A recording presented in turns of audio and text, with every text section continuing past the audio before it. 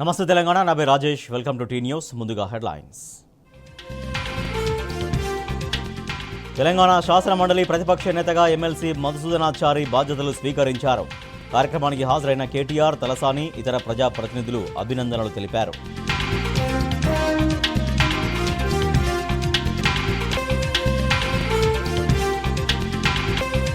కరీంనగర్ జిల్లా తాడ్వాయి మండలంలో దారుణం జరిగింది. కన్న తండ్రే ఇద్దరు పిల్లల్ని చంపి బావిలో పడేశాడు.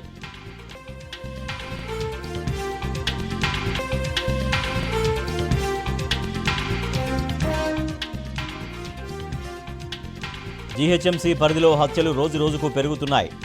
జగద్గిరిగుట్ట దీనబంధు కాలనీలో నదీం అనే వ్యక్తిని గుర్తు తెలియని వ్యక్తులు కొట్టి చంపారు.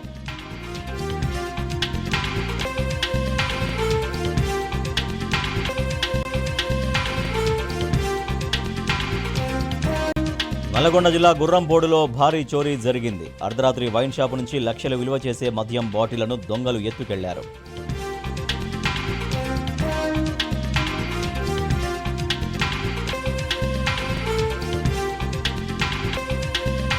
ఇజ్రాయెల్పై హెజ్బుల్లా మరోసారి పెద్ద ఎత్తున దాడులకు దిగింది. హసన్ నస్రల్లా హత్యకు ప్రతీకారం తప్పదని హెచ్చరించింది.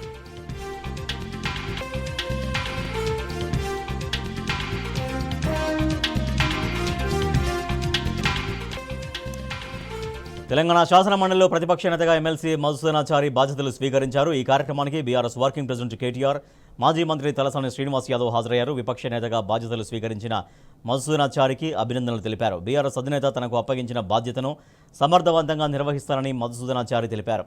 ఈ సందర్భంగా విపక్ష నేత కార్యాలయంలో ప్రత్యేక పూజలు నిర్వహించారు.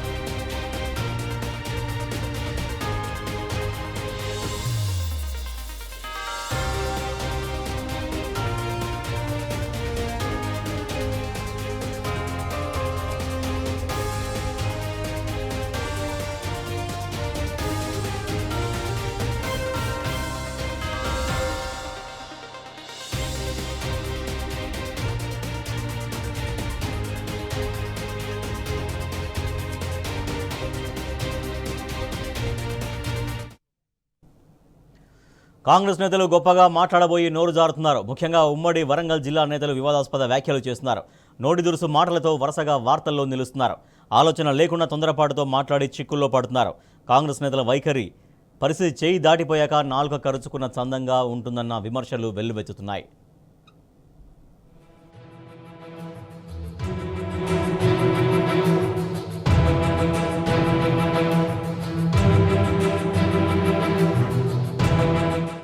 ఉమ్మడి వరంగల్ జిల్లా కాంగ్రెస్ లీడర్లకు టంగ్ స్లిప్ అలవాటుగా మారింది. ఇటీవల ఓరుగల్లు హస్తం పార్టీ నేతలు వివాదాస్పద వ్యాఖ్యలతో వరుసగా వార్తల్లో నిలుస్తున్నారు. బహిరంగ సభలు మొదలుకొని విలేకరుల సమావేశాల వరకు, పార్టీ కార్యాలయాల నుంచి అసెంబ్లీ వరకు అదుపులేని మాటలతో పెద్ద పెద్ద వివాదాలకు తెరతీస్తున్నారు. పొరపాటున మాట్లాడుతున్నారో, మనసులో ఉన్నవే బయటపెడుతున్నారో తెలియదు కానీ రాజకీయంగా మంటలు రేపుతున్నారు. చివరకు మంత్రి హోదాలో ఉన్నవారు సైతం నోరు జారి చిక్కుల్లో పడుతున్నారు. ఆలోచించడం మరిచి ఫ్రస్ట్రేషన్లో మాటలొదిలి ఎదుటివారిని నొప్పిస్తున్నారు. అంతేకాదు సోషల్ మీడియాలోనూ ట్రోల్ అవుతున్నారు. ఈ హస్తం పార్టీ లీడర్లు టంగ్ స్లిప్ అవ్వడం, అది కాస్త తీవ్ర వివాదాస్పదంగా మారడం జిల్లాలో చర్చనీయాంశమవుతోంది.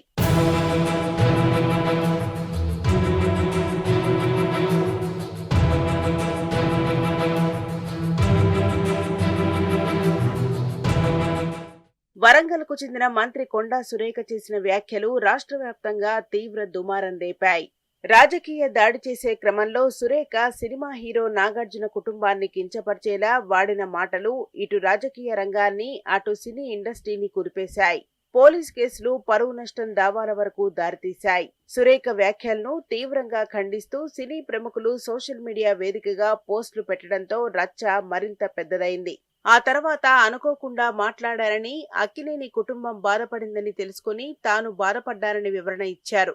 అయితే అప్పటికే అక్కినేని అభిమానులు, సినిమా ఇండస్ట్రీ పెద్దలు సోషల్ మీడియాలో తీవ్రంగా మండిపడ్డారు. ఈ వ్యవహారం ప్రస్తుతం తెలుగు రాష్ట్రాల్లో హాట్ టాపిక్ అయింది.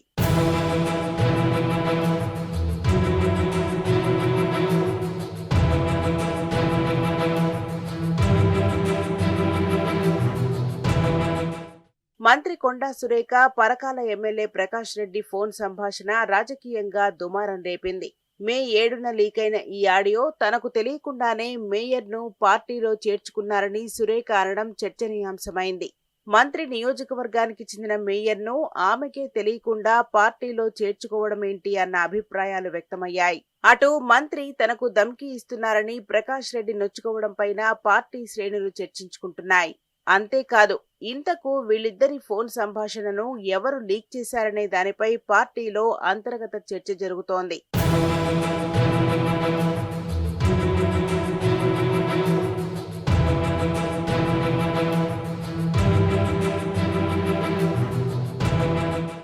మాజీ పోలీస్ అధికారి, వర్ధన్నపేట ఎమ్మెల్యే కేఆర్ నాగరాజు మాటలు తూటల్లా పేలుతున్నాయి. సెప్టెంబర్ 30న ఐనవోలులో జరిగిన అభివృద్ధి కార్యక్రమంలో నాగరాజు చేసిన వ్యాఖ్యలు తీవ్ర దుమారాన్ని రేపుతున్నాయి.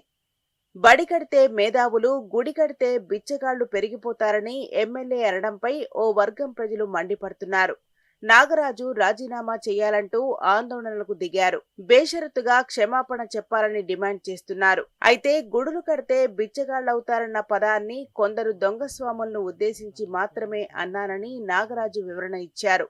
తాను హిందువునని శివుడి కంఠంలో ఉండే నాగరాజు పేరే తనకు పెట్టారని వివరణ ఇచ్చుకోవలసి వచ్చింది. అంతకుముందు కూడా ఓ సందర్భంలో నాగరాజు చేసిన వ్యాఖ్యలు ఎస్సీ కులాల్లో గందరగోళానికి దారితీశాయి. ఎస్సీ వర్గీకరణకు వ్యతిరేకంగా మాట్లాడారని ఎంఆర్పీఎస్ నేతలు వారం రోజులకు పైగా ఆందోళనలు చేశారు. ఇలా వరుస ఘటనలతో ఎమ్మెల్యే నాగరాజు జిల్లాలో వార్తల్లో వ్యక్తిగా నిలిచారు. ప్రమాదకరంగా ఉన్నది, ఎందుకంటే వాళ్ళు చాలా ఫోర్స్ చేస్తున్నారు, బ్లాక్మెయిల్ చేస్తున్నారు. మీ అందరికీ తెలుసు వాళ్ళు ఎలాంటి వాళ్ళు. బ్లాక్మెయిల్ ఇప్పటివరకు నాకు తెలిసి నా సర్వీస్లో 35 ఏళ్ల సర్వీస్లో ఎప్పుడు కూడా ఒక మాలోడు వచ్చి పిటిషన్ ఇవ్వలేదు నా మీద. ఎక్కడ కూడా నాకు దరఖాస్తు రాలేదు. ఎంతసేపు బ్లాక్మెయిల్ చేసి ఈ యొక్క అట్రాసిటీ కేసులు కూడా నీరు కార్చే ప్రయత్నం ఉన్నారు. కాబట్టి ఆగస్టు 13న Mahabubabad MP Balram Naik MLA camp కార్యాలయంలో చెక్కులు పంపిణీ చేశారు. అయితే ఈ కార్యక్రమంలో సీఎం రేవంత్ రెడ్డి పైన ఆయన చేసిన ఓ కామెంట్ దుమారం రేపింది. ముఖ్యమంత్రి 2 లక్షల రుణమాఫీ చేస్తారని చెప్పి ఇంతవరకు చేయలేదని అనడంతో అక్కడున్న కాంగ్రెస్ నేతలంతా అవాక్కయ్యారు. ఇవాళ రేవంత్ రెడ్డి గారు ముఖ్యమంత్రి అయిన తర్వాత 2 లక్షల రుణమాఫీ చేస్తారని వాళ్ళు ఎన్నో అన్నారు. అది ఇంతవరకు కూడా కాలేదు. ఏదైనా ప్రజలకు అందుబాటులో ప్రజల అకౌంట్లోనే చేరుతుంది తప్ప పైసా రూపంగా ఏం ఇస్తలేరు. మాకు కూడా మీరు గమనించాలి. ముఖ్యంగా మీకు ఇవాళ కళ్యాణ లక్ష్మి అనేది 100% మీకు దాదాపుగా అయినా అప్లై చేసిన వాళ్ళకి అందరికి కూడా వస్తుంది. ఆగస్టు 22న వరంగల్ పోచమ్మ మైదాన్లో రోడ్డుపై ఉన్న చిరు వ్యాపారుల డబ్బాలు తొలగించారు. మాజీ ఎమ్మెల్సీ కొండా మురళీధర్రావు వారిని పరామర్శించారు. ఈ సందర్భంగా సొంత పార్టీకి చెందిన ఎమ్మెల్సీ బసవరాజు సారయ్యపై మురళి చేసిన వ్యాఖ్యలు తీవ్ర దుమారం రేపాయి. తాను పార్టీ మారినప్పుడు ఎమ్మెల్సీ పదవికి రాజీనామా చేశారని, కానీ బీసీ నాయకుడినని చెప్పుకునే ఓ నేత కాంగ్రెస్ లో చేరిన తర్వాత కూడా పదవికి రిజైన్ చేయటం లేదని ఎద్దేవా చేశారు. పైగా దమ్ముంటే రాజీనామా చేసి గెలిచి రావాలని సవాల్ విసిరారు. ఇలా సొంత పార్టీ నేతలపై కొండా మురళి చేసిన వ్యాఖ్యలు పార్టీలో చర్చకు దారితీశాయి. ఇళ్ల పట్టాలు ఇస్తా అని ₹1,00,000 తీసుకొని సంతకం పెట్టించండి ఎలక్షన్ల ముందు. ఎవడన్నా పార్టీ మారేటప్పుడు ఇజ్జతుకు రాజీనామా చేసి రావాలి. అంతేనా కదా? ఇటువంటి వాళ్ళ మీద ప్రయోగం చేస్తే రేపు కాంగ్రెస్ పార్టీ నష్టపోతుంది. అంతే కదా? అంతే కదా సార్? అంతేనా కదా? అంతే సార్. ఎవరు ఇబ్బంది పడవలసిన అవసరం లేదు. నేనున్నా. మహబూబాబాద్ జిల్లాకు చెందిన ఓ ఎమ్మెల్యే అసెంబ్లీ సమావేశాల్లో మాట్లాడిన మాటల్లో బూతులు దొల్లడం తీవ్ర చర్చనీయాంశమైంది. ఇవి సోషల్ మీడియాలో తెగ వైరల్ అయ్యాయి.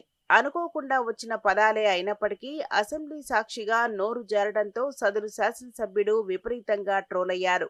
వీళ్లే కాదు, మరికొందరు ఎమ్మెల్యేలు, కీలక నేతలు కూడా పలు సందర్భాల్లో మాటలు తూలి వివాదాస్పదంగా మారారు. ఇలా చెప్పుకుంటూ పోతే ఉమ్మడి జిల్లాలో అధికార పార్టీ ఎమ్మెల్యేలు, ముఖ్య నాయకులు సైతం అసభ్య పదజాలాన్ని వాడుతూ ఇతర నాయకులు కార్యకర్తలను కించపరుస్తున్నారు. నిత్యం వార్తల్లో నిలుస్తున్నారు. కాంగ్రెస్ నేతల మాటల తీరుపై ప్రతిపక్ష నేతలు తీవ్ర ఆగ్రహం వ్యక్తం చేస్తున్నారు. ఇకనైనా పద్ధతి మార్చుకోవాలని సొంత పార్టీ శ్రేణులు, ప్రజలు కూడా కోరుకుంటున్నారు.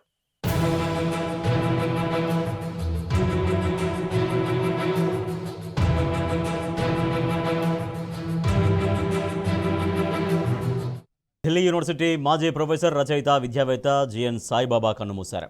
నిమ్స్లో చికిత్స పొందుతూ శనివారం తుదిశ్వాస విడిచారు. ఆయన కొంతకాలంగా అనారోగ్యంతో బాధపడుతున్నారు. మావోయిస్టులతో సంబంధాలు ఉన్నాయనే ఆరోపణలతో గతంలో సాయిబాబాను అరెస్ట్ చేశారు. దాదాపు 9 ఏళ్ల పాటు ఆయన జైల్లోనే గడపాల్సి వచ్చింది. సాయిబాబా అంతిమయాత్ర రేపు నిర్వహించనున్నట్లు కుటుంబ సభ్యులు తెలిపారు. ఉదయం 10 గంటలకు అంతిమయాత్ర అనంతరం మృతదేహాన్ని గాంధీ ఆసుపత్రికి దానం చేయనున్నారు. మౌలాలీలోని జవహర్ నగర్ నుంచి అంతిమయాత్ర సాగనుంది. సాయిబాబా 1967లో ఆంధ్రప్రదేశ్ రాష్ట్రంలోని తూర్పుగోదావరి జిల్లా అమలాపురంలో ఒక పేద రైతు కుటుంబంలో జన్మించారు. ఆయన పోలియో కారణంగా 5 ఏళ్ల వయస్సు నుంచి వీల్ చైర్ను ఉపయోగిస్తున్నారు. ఆయన జైల్లో ఉన్న సమయంలో అనేక ఆరోగ్య సమస్యలను ఎదుర్కొన్నారు. సాయిబాబా ఢిల్లీ విశ్వవిద్యాలయంలో రామ్లాల్ ఆనంద్ కళాశాలలో చాలా ఏళ్లు ఇంగ్లీష్ బోధించారు. ఆయన మావోయిస్టులతో సంబంధాలు కలిగి ఉన్నారనే కేసులో జైలుకు వెళ్లారు. దీంతో ఫిబ్రవరి 2021లో ఢిల్లీ విశ్వవిద్యాలయంలో రామ్లాల్ ఆనంద్ కళాశాలలో అసిస్టెంట్ ప్రొఫెసర్ పదవి నుంచి తొలగించబడ్డారు.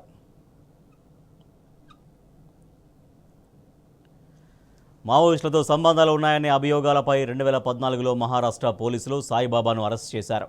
సాయిబాబా కేసును ఎన్ఐఏ దర్యాప్తు చేసింది. 2017లో గడ్చిరోలి కోర్టు నిందితులకు జీవిత ఖైదు విధించగా ఆయన నాగపూర్లో జైల్లో శిక్ష అనుభవించారు. అనంతరం సుప్రీంకోర్టు ఆదేశాలతో బాంబే హైకోర్టు విచారణ చేపట్టింది. సాయిబాబాను నిర్దోషిగా బాంబే హైకోర్టు ప్రకటించింది. మార్చి నెలలో నాగపూర్ జైలు నుంచి ఆయన విడుదలయ్యారు.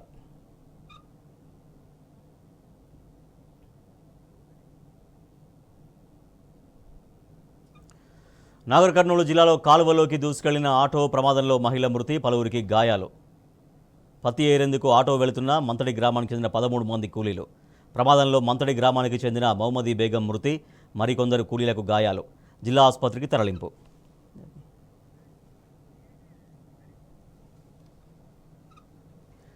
మూసీ సుందరీకరణ పేరుతో వేలాది పేదల ఇళ్లను కూల్చేయడంపై శ్రద్ధ పెట్టిన ప్రభుత్వం, చెరువుల సంరక్షణ పేరుతో హైడ్రా ద్వారా వందలాది పేద మధ్యతరగతి జీవితాల్ని రోడ్డున పడేయడంలో చొరవ చూపుతున్న ప్రభుత్వం, పేదలకు నాణ్యమైన వైద్యం అందించే దవాఖానాల నిర్మాణంపై మాత్రం తీవ్ర నిర్లక్ష్యం చూపిస్తోంది. కూల్చడంపై ఉన్న ఆసక్తి నిర్మాణాలపై చూపకపోవడంతో ప్రతిష్టాత్మకంగా చేపట్టిన టిమ్స్ దవాఖానాల నిర్మాణ పనులు ఆగిపోయాయి. చివరి దశకు వచ్చిన వరంగల్ హెల్త్ సిటీ పనులపై ప్రభుత్వం పంతానికి పోవడంతో ఎప్పుడు పూర్తవుతుందో తెలియని పరిస్థితి నెలకొంది.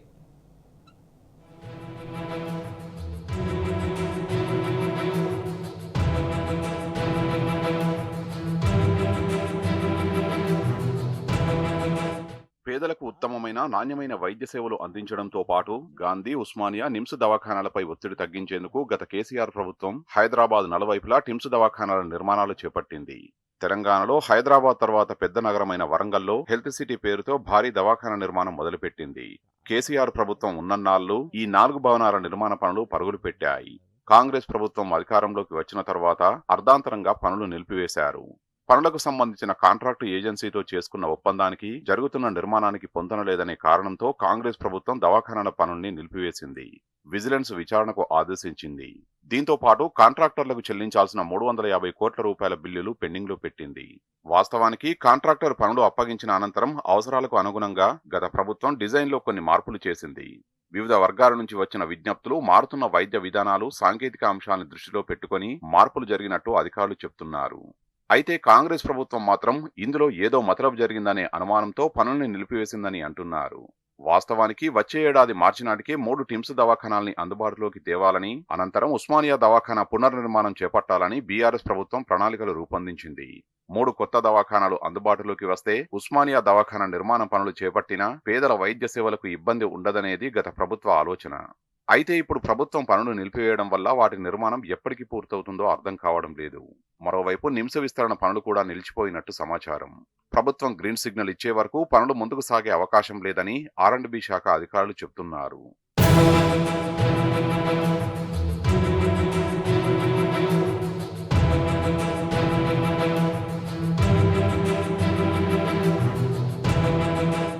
రాష్ట్రంలో ఇప్పటికీ సూపర్ స్పెషాలిటీ సేవలకు దశాబ్దాల క్రితం నిర్మించిన ఉస్మానియా, గాంధీ, నిమ్స్ దవాఖానాలే దిక్కు. రాష్ట్రంలోని పేదలే కాకుండా ఆంధ్రప్రదేశ్, మహారాష్ట్ర, కర్ణాటక, ఒడిశా తదితర పొరుగు రాష్ట్రాల రోగులు కూడా ఆయా దవాఖానాలకు వస్తుంటారు. దీంతో సామర్థ్యానికి మించి రోగులతో నిత్యం కిటకిటలాడుతున్నాయి. సమయానికి వైద్యం అందక పేదలు నానా అవస్థలు పడుతున్నారు. వైద్య సిబ్బంది పనిభారంతో సతమతమవుతున్నారు. ఈ ఇబ్బందుల్ని దూరం చేయడంతో పాటు నగరానికి వచ్చే రోగులు ఎక్కడికక్కడే ఉత్తమ వైద్య సేవలు పొందేలా బీఆర్ఎస్ ప్రభుత్వం 4 టిమ్స్ దవాఖానాల నిర్మాణానికి సంకల్పించింది. 2679 కోట్ల రూపాయల అంచనాతో ఈపీసీ పద్ధతిలో టిమ్స్ దవాఖానాల నిర్మాణం చేపట్టింది. పనులు ప్రారంభమైనప్పటి నుంచి పనులు వేగంగా సాగాయి. కాంగ్రెస్ ప్రభుత్వం అధికారంలోకి వచ్చే నాటికి నిర్మాణాలు దాదాపు సగం పూర్తయ్యాయి. కాంగ్రెస్ అధికారంలోకి రాగానే పనుల్ని ఎక్కడికక్కడ నిలిపివేసింది. మరో ఏడాదిలో అందుబాటులోకి రావాల్సిన భవనాలు ఎప్పుడు పూర్తవుతాయో తెలియని పరిస్థితి.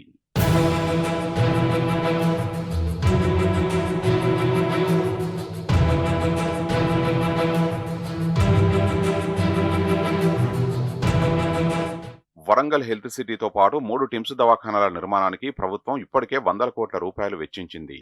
ఇప్పుడు పనులు ఆలస్యం కావడం వల్ల నిర్మాణ వ్యయం పెరుగుతుందని అధికార వర్గాలు ఆందోళన వ్యక్తం చేస్తున్నాయి. వెంటనే పనులు తిరిగి ప్రారంభించి త్వరగా పూర్తి చేస్తే డబ్బు ఆదా అవ్వడంతో పాటు పేదలకు మేలు కలుగుతుందని చెప్తున్నారు. వరంగల్ హెల్త్ సిటీ పనుల్ని మొక్కుబడిగా పరిశీలిస్తున్నారే తప్ప నిధులు మంజూరు చేయడం లేదని చెప్తున్నారు. ఇప్పటికిప్పుడు పేదల గుడిసెల్ని కూల్చి 1,50,000 కోట్ల రూపాయల ప్రాజెక్టులు కట్టే బదులు పేదలకు వైద్యం అందించే దవాఖానాల నిర్మాణాన్ని పూర్తి చేయాలని విజ్ఞప్తి చేస్తున్నారు. ప్రస్తుతం రాష్ట్ర వ్యాప్తంగా సీజనల్ వ్యాధులు విజృంభిస్తున్నాయి. అనధికారికంగా డెంగీ కేసులు 10,000 దాటినట్టు చెప్తున్నారు. మలేరియా, టైఫాయిడ్ వంటి వ్యాధులు కూడా విజృంభిస్తున్నాయి. ఫలితంగా గాంధీ, ఉస్మానియా, నిమ్స్పై విపరీతమైన ఒత్తిడి పెరిగింది. వరంగల్ హెల్త్ సిటీ టిమ్స్ నిర్మాణాలు పూర్తయితే ఇలాంటి ఇబ్బందులు తప్పుతాయని నిపుణులు చెప్తున్నారు. ప్రభుత్వం పంతానికి పోకుండా పనులు పూర్తి చేయాలని కోరుతున్నారు.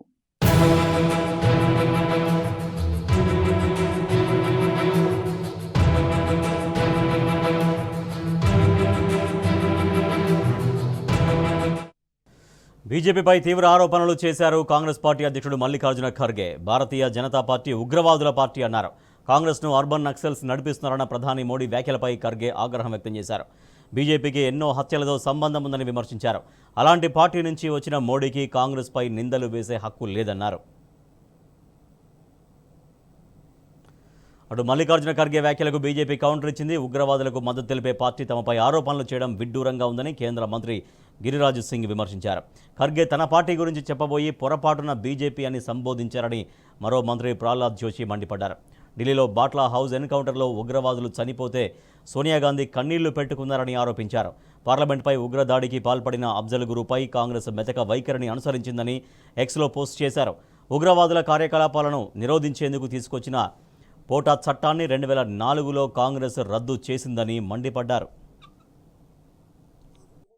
हमेशा कहना वही है, अभी भी वही कहते हैं. अब तक तो चुप बैठे थे, थोड़ा अब जान मिलने के बाद बोलते हैं.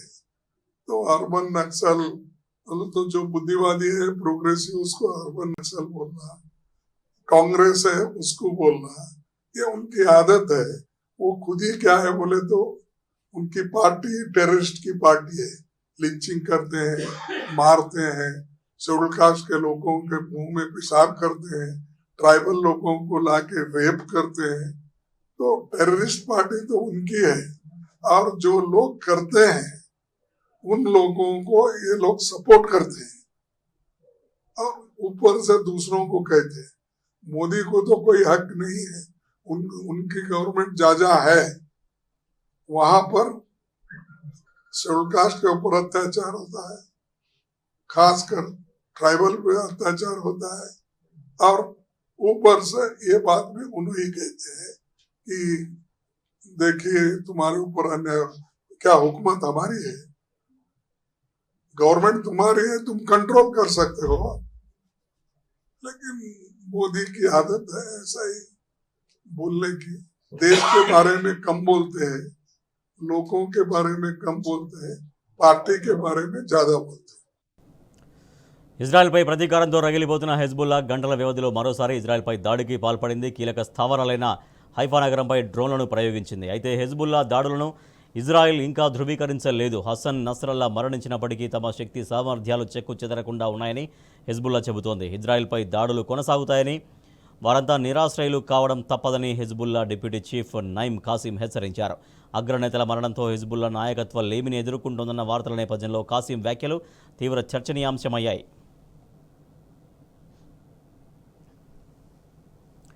దసరా అనగానే అందరికీ గుర్తొచ్చేది మహిషాసురుడి వధ. అయితే మహిషాసుర మర్దిని దేవి ఎక్కడ ఎందుకు వధించిందనే విషయం చాలామందికి తెలియదు. భవిష్యత్ తరాలకు చరిత్ర తెలుసుకోవడం ఎంతో ముఖ్యం. అందుకే టీ న్యూస్ ప్రేక్షకుల కోసం మహిషాసురుని వధ జరిగిన ప్రదేశం గురించి ప్రత్యేక కథనం.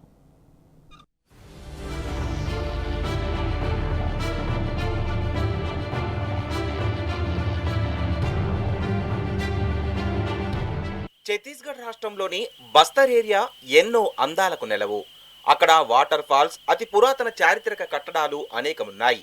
ఇవే కాకుండా మహిషాసురుని అంతం జరిగిన ప్రదేశం కూడా ఇక్కడే ఉంది.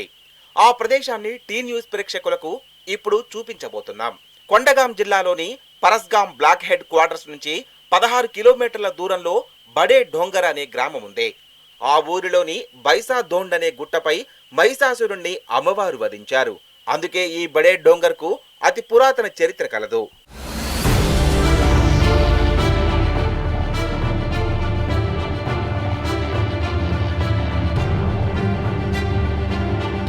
పురాణాల ప్రకారం ఈ బడే డోంగర్ పర్వతంపై దేవతలు నివసించేవారు. ఈ గుట్టపై ఓ చోట బంగారం, మరో చోట విలువైన వజ్ర వైడూర్యాలు ఉండేవి. వీటి కోసం మహిషాసురుడు అక్కడ బీభత్సం చేశాడని ప్రజలు నమ్ముతారు. అయితే అతని బీభత్సం కారణంగా దేవతల ప్రపంచం అల్లకల్లోలమైంది. దాంతో దేవతలు పరమశివుడిని వేడుకోవడంతో పార్వతీదేవిని దుర్గాదేవి రూపంగా గుట్టపైకి శివుడు పంపిస్తాడు. దంతేవాడ జిల్లాలోని దంతేశ్వరి ఆలయం వద్ద దుర్గాదేవితో మహిషాసురుడు యుద్ధానికి దిగుతాడు. అక్కడ అమ్మవారితో యుద్ధం చేయలేక మహిషాసురుడు ఎద్దుపై పారిపోతుండగా అమ్మవారు పులిపై మహిషాసురుడిని వెంబడిస్తూ కేష్కాల్ గుట్టల మీదుగా బడే డోంగర్ గుట్టపైకి చేరుకుంటారు. అక్కడ 9 రోజుల భీకర యుద్ధం తర్వాత మహిషాసురుడిని దుర్గాదేవి వధించింది. యుద్ధానికి సంబంధించిన ఆనవాళ్లు ఇప్పటికీ ఆ గుట్టపై సాక్ష్యాలుగా ఉన్నాయి. మహిషాసురుని ఎద్దుకొమ్ములు బండకి గుచ్చుకున్న ఆనవాళ్లు, అమ్మవారి వాహనం పులిపాద ముద్రలు, అమ్మవారి పాదముద్రలు, మహిషాసురుడి చనిపోయి కింద పడిన ఆనవాళ్లు కళ్లకు కట్టినట్లుగా భక్తులకు దర్శనమిస్తున్నాయి. हमारे जो इस ग्राम पंचायत बड़े डोंगर जो रियासत कालीन बड़े डोंगर है, यहाँ पर टोटल 147, जिसे हमारे लोकल भाषा में 7 कोड़ी 7 आगर कहते हैं। जैसे 1 कोड़ी के बराबर होता है 20, तो हम लोग का 7 कोड़ी हो गया 140 और 7 आगर मतलब 7 ज़्यादा हो गया, तो 147 तालाब यहाँ पर थी। जो वर्तमान परिवेश में कुछ तो अतिक्रमण हो गया, कुछ पटाई हो गया। और पहले ग्राम पंचायत यहाँ पर बड़े डोंगर ग्राम पंचायत बहुत दूर से फैला हुआ था, जो अभी कुछ ग्राम पंचायत अलग से बटे हुए हैं। जैसे कुंदाबेड़ा हो गया, ये कुछ ग्राम पंचायत बड़े डोंगर से अलग हो गए हैं। ప్రస్తుత కాకతీయుల వారసుడు బస్తర్ మహారాజు కమల్ చంద్ బంజిదేవ్ కూడా పూర్వీకుల సాంప్రదాయాన్ని పాటిస్తాడు. సాంప్రదాయం ప్రకారం కొండపై అమ్మవారికి ప్రత్యేక పూజలు చేసిన తర్వాతే దసరా ఉత్సవాలను ప్రారంభిస్తారు. బస్తర్ రాజకుటుంబానికి చెందిన రాజుల పట్టాభిషేక కార్యక్రమాలు ఇక్కడ అమ్మవారికి పూజ చేసిన తర్వాతే మొదలవుతాయి. కొండపై ఇప్పటికీ ఒక భారీ రాయి ఉంది. ఆ రాయిని కొడితే లోపల నుంచి తాళాల శబ్దం వినిపిస్తుంది. ఆ రాయికి భక్తులు ఓ నాణాన్ని అతికిస్తారు. అది అతికితే తమ కోరిక తీరుతుందని వారి విశ్వాసం. राज तिलक आज भी यही होता है। उस समय से राजा लोग यहाँ से धीरे धीरे बस्तर गए। बस्तर के बाद जगदलपुर में फिर जगह देख के वहीं अपना इस भवन बनवाए। ये भैंसा दूध क्या है?